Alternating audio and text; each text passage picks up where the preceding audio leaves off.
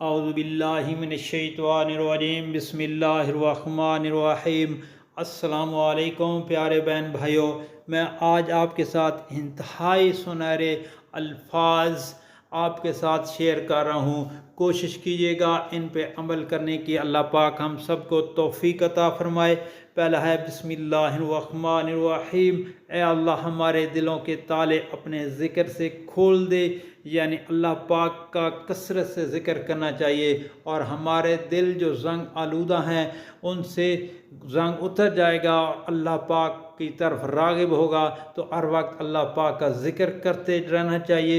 اس کے بعد بسم اللہ الرحمن الرحیم، استغفرک عدد ما غلبتنی نفسی۔ اے اللہ میں تجھ سے معافی مانگتا ہوں اتنی مرتبہ جتنی مرتبہ میرے نفس نے مجھ پہ غلبہ پایا۔ دوستو ہر وقت اللہ پاک سے معافی یعنی استغفر اللہ کرتے رہنا چاہیے۔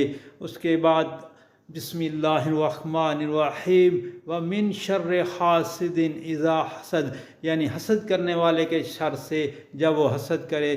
دوستو حسد کرنے والے شر سے پناہ مانگنی چاہیے۔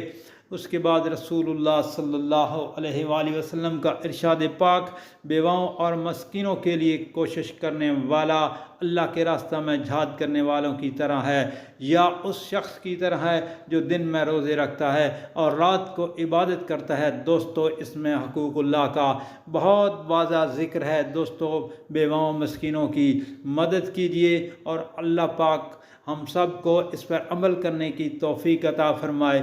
اور آپ سے گزارش ہے کہ نبی پاک صلی اللہ علیہ وآلہ وسلم کا فرمان اور یہ گولڈن الفاظ آگے دوستوں میں گھر والوں میں لازمی شیئر کریں۔